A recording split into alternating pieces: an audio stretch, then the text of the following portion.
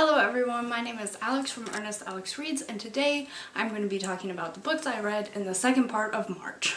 So in the second part of March, I read 6 physical books and listened to 1 audiobook, bringing the total books that I read in the month of March to 15 books.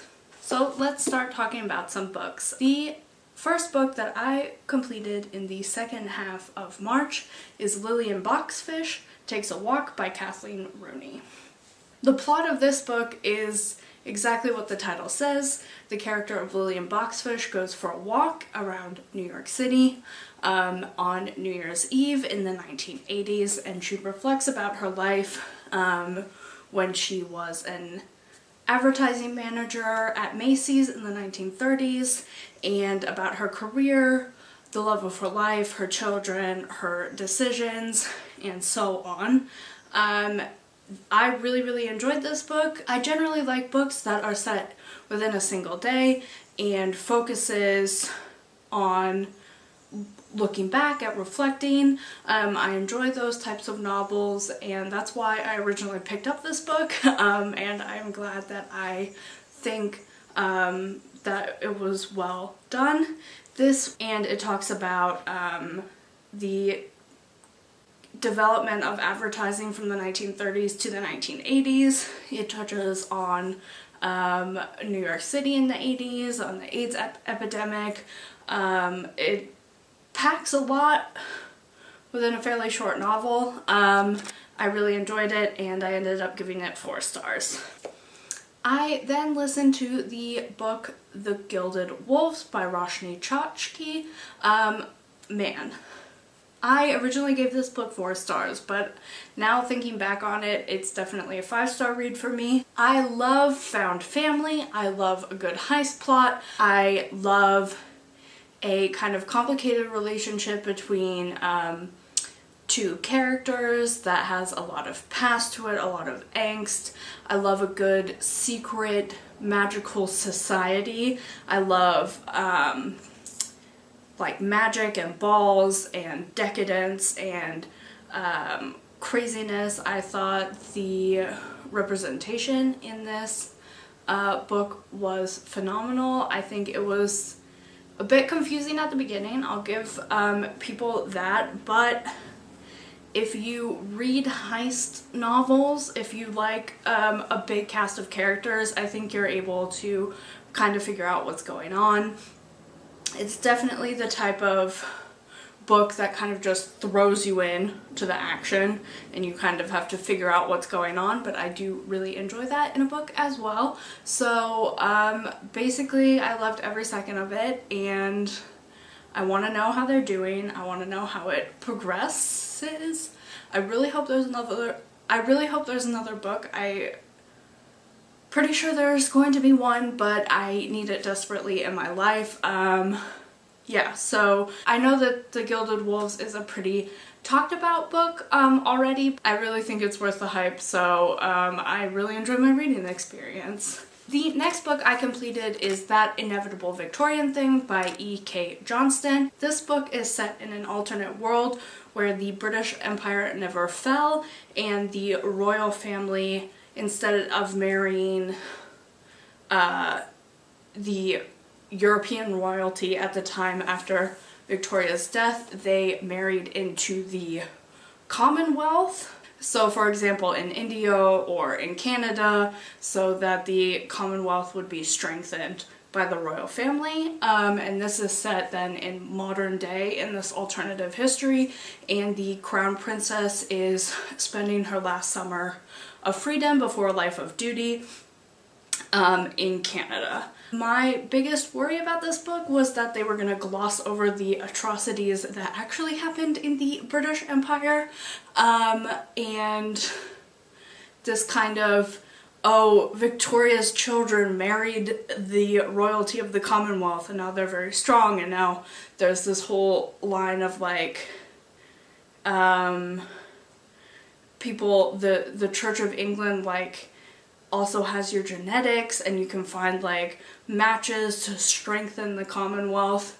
Like, I thought that was quite an interesting way to go around it and kind of explain that this British Empire is not horrible. They're trying to kind of be really inclusive and not racist.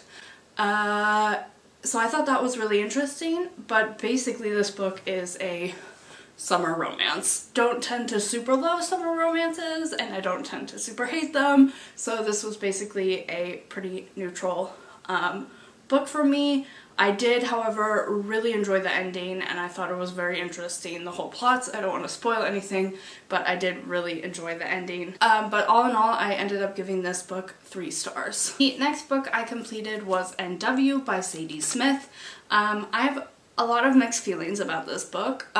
Basically, I really like Sadie Smith's writing. I was just a little bit confused about what was going on plot-wise and then also character-wise within this novel, because it's on the back it says it follows like 4 friends, but they're actually kind of like school friends, acquaintances, and I was not sure what was going on. I was very confused, although I did enjoy actually sitting down and reading it.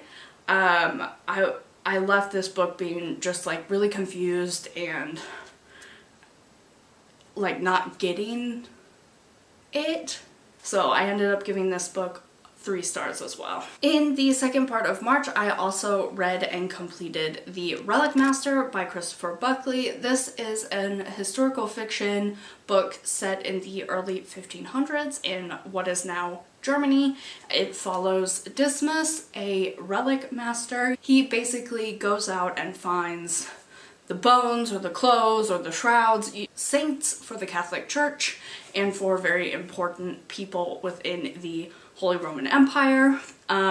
He then loses all of his money and has to go on an adventure to try to make his fortune again. I also really enjoyed the world and the setting. I think it's pretty fascinating. It goes into what the Catholic Church was doing at that time, which was basically you could buy less time in purgatory, and you could basically, if you had money, you could sin however much you wanted, but you would still get to heaven, and how kind of corrupt that is. It talks a little bit about Martin Luther as well. I thought it was very interesting. The only negative aspect of this book was the writing was very simple and the fighting was horribly written. So averaged out, my rating is 3 stars. I then managed to read my entire March TBR as I completed The Hoarder by Just Kid. This book follows a social worker, a carer, called Maud, as she helps an old man clean out his estate because he is a hoarder. The twist of this book is that Maud can see saints and there is a mystery to be solved. And she basically decides to solve this mystery. I really enjoyed reading this book. It was a bit creepier than I am usually into. I don't read thrillers, I don't read horror, I don't really read a lot of crime fiction, and this was slightly unsettling for me, but I thought it was beautifully written. I thought it was very interesting. I will definitely pick up Just Kid's other novels. She has one out, her first novel, Himself, and I think this month she published another novel. I will be reading those, hopefully sometime soon. I ended up giving this book 4 stars. And the last book that I read in the month of March is Emily Eternal by M.G. Wheaton. This is an arc. I had mixed feelings about this book. The short of it is I think the plot and the concept is really amazing. I think it was super interesting. It's definitely a great premise for a novel. I did not like the romance, and I thought there were like about 5 different plots going on in it, and it was very confusing for me to read. So averaged out, I gave this book 3 stars. I will be uploading a full review of this book, so check that out when that happens if you want to know more. So those are the books that I ended up reading in the second part of March. Thank you so much for watching my wrap up. I hope you're having a wonderful day and April has been amazing for you so far.